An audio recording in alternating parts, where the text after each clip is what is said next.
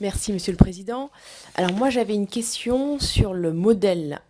français de bioéthique dont vous avez parlé et au sujet duquel vous avez bien précisé ce qu'ils fondent avec la notion de principe inscrit donc en une valeur constitutionnelle. Et je me demandais, puisqu'effectivement, et vous l'avez aussi souligné, le caractère révisable des lois de bioéthique fait que on pourrait avoir tendance, d'autant plus avec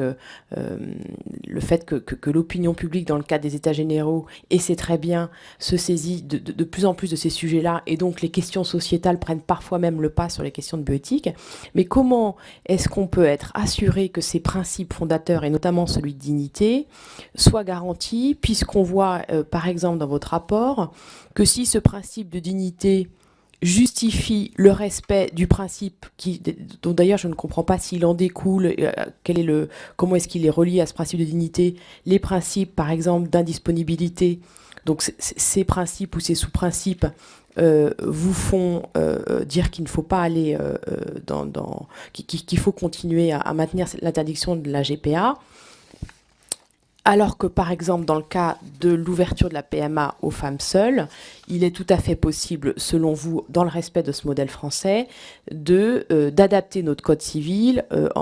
avec cette question de la double filiation. Voilà, je voulais savoir comment est-ce que on peut adapter les progrès techniques et les demandes sociétales, enfin intégrer ces progrès et ces demandes, tout en respectant notre modèle français. Je vous remercie. Je laisserai le cas échéant la présidente compléter mon propos. Sur la question de la cohérence du modèle tel que nous l'avons dessiné par rapport aux grandes questions que sont l'ouverture de la PMA et le cas échéant de la gestation pour autrui, ce qu'il faut bien avoir à l'esprit, c'est qu'effectivement la dignité a une valeur constitutionnelle qui a été consacrée par le Conseil constitutionnel, mais il n'a pas explicitement consacré les dispositions qui sont dans le Code civil et qui porte sur l'indisponibilité du corps humain, la non-patrimonialisation. Alors, il ne l'a pas fait, il ne l'a pas non plus strictement écarté. Il a dit que c'était une forme d'expression du principe de dignité qu'il a lui-même consacré. Mais on constate sur ces sujets une grande prudence du Conseil constitutionnel, puisque effectivement la Constitution est muette et elle aurait eu beaucoup de mal à pouvoir en 1958 ou même lors des textes précédents pouvoir anticiper sur les questions qui se poseraient aux législateurs. Donc dans le silence de la Constitution, le Conseil constitutionnel s'en remet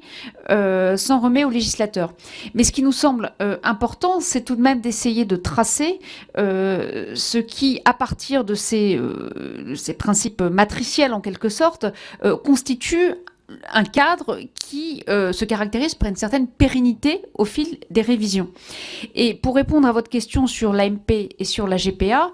ce cadre juridique, il est vraiment caractérisé en France par cette importance qui est donnée à la dignité et à la protection du corps humain. C'est quelque chose qui est vraiment transparaît dans notre droit, y compris sur l'approche qu'on a de la notion de don et du respect de l'intégrité de ce corps humain. Donc à partir de là, si on raisonne sur l'ouverture de l'assistance médicale à la procréation, on a des questions effectivement sur la filiation, la conception qu'on peut avoir du code civil, mais on n'a pas d'atteinte à l'intégrité du corps humain. Le seul don qui est demandé, c'est un don de gamètes qui est relativement anodin. En revanche, c'est la grande différence entre les questions qui sont relatives à l'ouverture de l'AMP et celles sur la gestation pour autrui. On a un tiers qui est présent dans la gestation pour autrui, qui est la mère, la femme qui porte, pardon, qui loue en quelque sorte son corps pendant une durée de 9 mois, avec les risques inhérents à toute grossesse, à tout accouchement et à toute forme de suggestion, parce qu'il y a un certain nombre de recommandations de santé qui sont faites pendant cette période. Il y a ensuite la remise de l'enfant qui n'existe pas dans le cadre de la PMA, ce qui conduit à contractualiser, même si ce n'est pas à titre onéreux, à ce qu'il y ait un arrangement qui soit fait sur cet enfant. enfants. Donc, indépendamment même des questions d'intérêt de l'enfant, sur lesquelles on pourra revenir si vous le souhaitez, on a, du point de vue de l'intégrité et de la conception du corps humain, une différence fondamentale entre la gestation pour autrui et l'extension éventuelle de l'extension de l'accès à l'assistance médicale à la procréation. Voilà, j'espère avoir répondu